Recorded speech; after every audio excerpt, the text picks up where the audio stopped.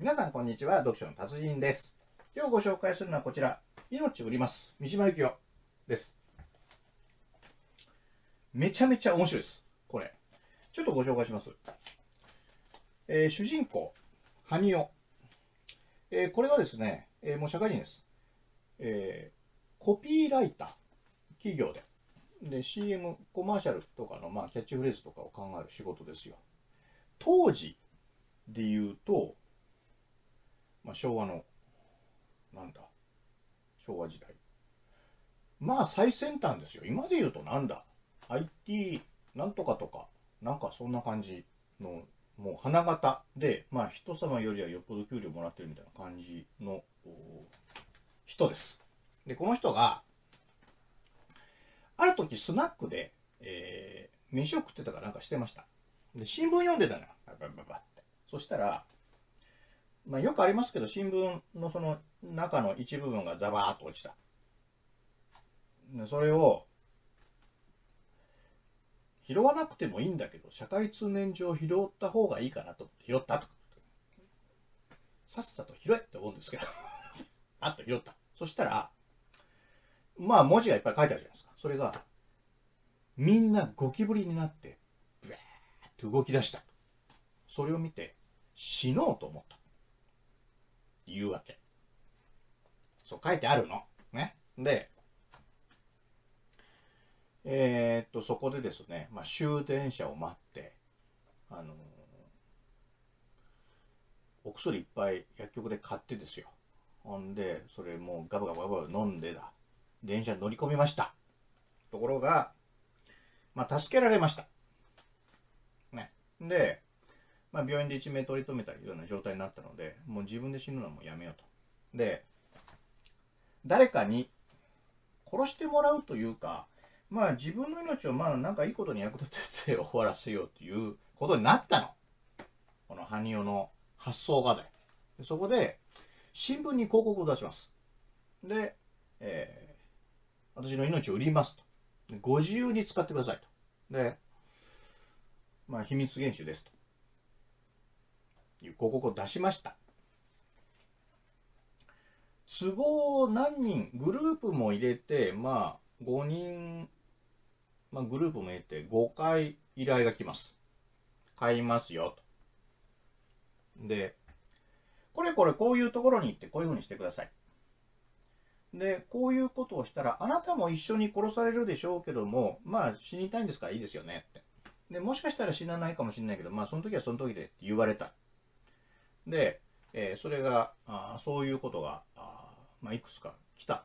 のこのこ行くわけですよ、ハニオが。ところが、うまい具合に、歯車が、うまい具合にって言っていいのかどうかわかんないけど、死ねないのよ。結局。っていうことが、ずっと続く。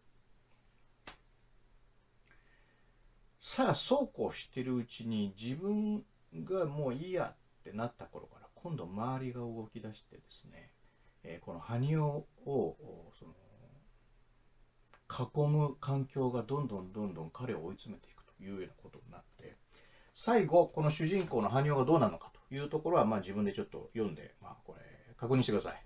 で、この話なんですけれども、テーマとしてはこの生きる意味っていうのが何かっていうその命について、語ってるわけですけれども、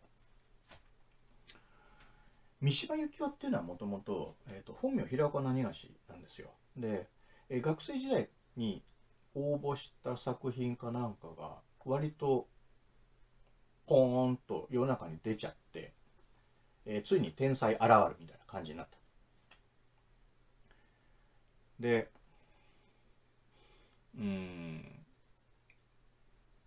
でもお家がですね、三島由紀夫のお家って割としっかりしたお家で、もう作家なんか許さんというようなお家でした、当時ね。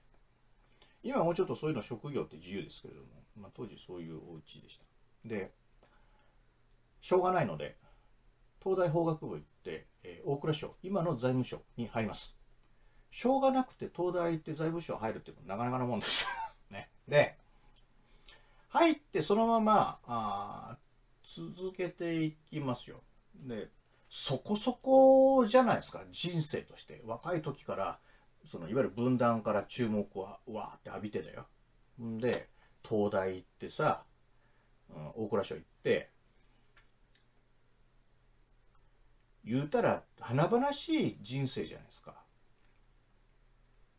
ところが、そこから何年かしてこう生きていきますよ。当然20代からずっとね。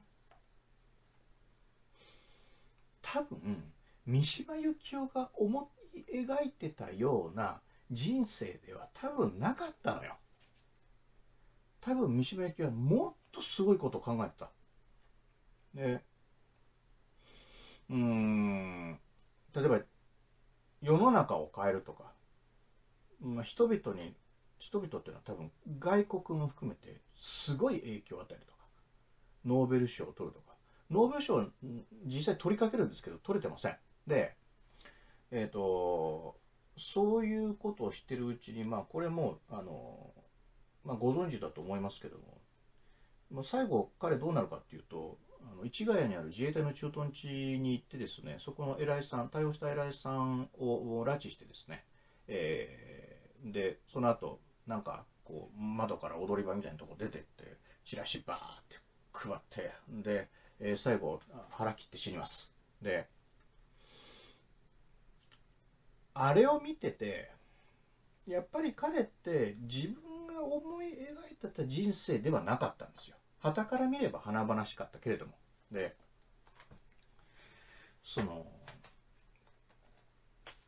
この小説の主人公の埴生もコピーライターっていういわゆる華々しいスタートなんですよ、小説の最初の方ね。埴生の子供の頃は書いてないんですけど、でもいい給料もらってるみたいな感じで書いてる。でもそこからぐーっと落ちていくんですよ。その落ち方はおそらく三島由紀夫自身が自分の人生に重ねちゃってるのかも。思った人生じゃなかったみたいな感じで。例えばさ、いわゆるその命の意味、生きる意味っていうのを考えた時にだよ。例えばその仕事ね、仕事に例えばやりがい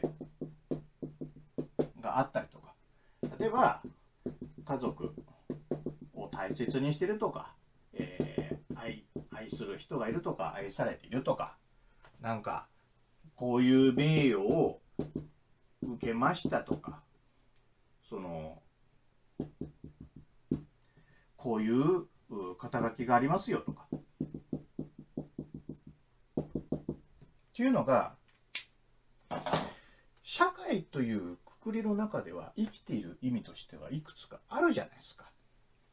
でもこれっていうのは社会から与えられた価値です。つまり自分から発信していったものではなくて、社会からこういうものがあればあなたは価値ある人ですよ、どれか何か見つけなさいよって言われているようなものです、これは。でも逆に言うと、じゃあこれがなかったら生きてる意味ってないんですかみたいになる。でも三島由紀夫も分かった。で大人になって年いっていろんな人生を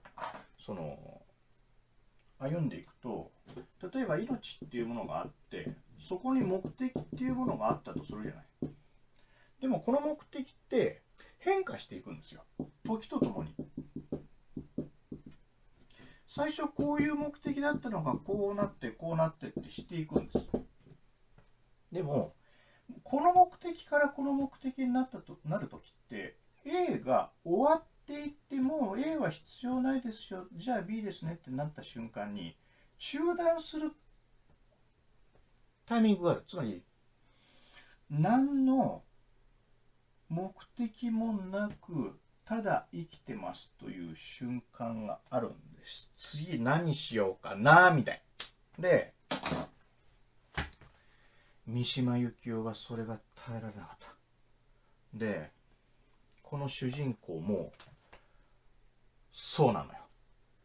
もう普通にぼんやり生きてりゃいいじゃないって、そういうタイミングあるよっていうのがもうとんでもないと。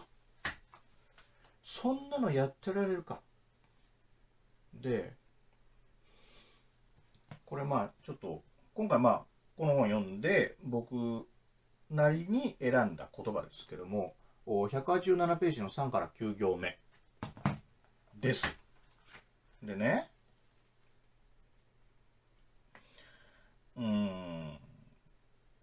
ちょっと難しいのよ。でも意味無意味というものを語る時にだよ、やっぱり無意味ってあっていいんだよな。絶対に生きてる上でそういう瞬間はあっていいの。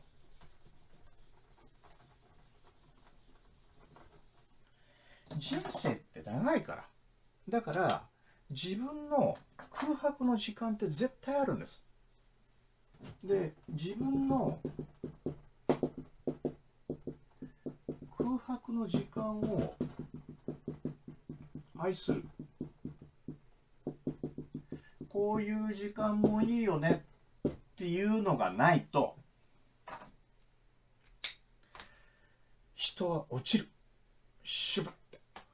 早いよこれ。案外バーンって落ちるわ、横で見てると。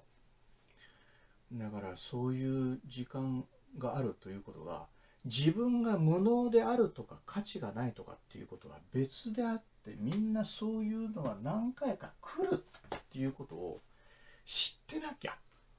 そうしないと自衛隊に押し込んでいってもう腹かっさばいてってなるわ。でだからこれ見て、俺はノーベル賞とか取って世の中に大重要人物として迎えられるはずだったのに、俺大衆雑誌に原稿売ってるわってなった。命を売りますは当時発売されていたプレイボーイという大衆雑誌に載せられます。こう言っちゃなんですけど、国家を動かす本ではないです。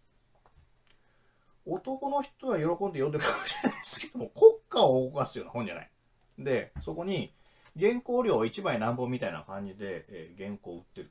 で、それが果たして国家に影響を与えるか、国民に影響を与えるかっていうと、多分多少与えることはあってもだよ。そんなことはない。内容は完全な娯楽作品なんです。そしていわゆるそうかっていう感じの終わり方なの。もうそれは読んで、これ小説自体はね抜群に面白い。ただそこに三島由紀夫のなんかこう何とも言えない悲しみみたいなものを感じるんだよね、これね。ということで、とりあえず我々はここから何か学べることがあるはずだから、学んでちょうだいということです。命売ります三島由紀夫、読書の達人でした。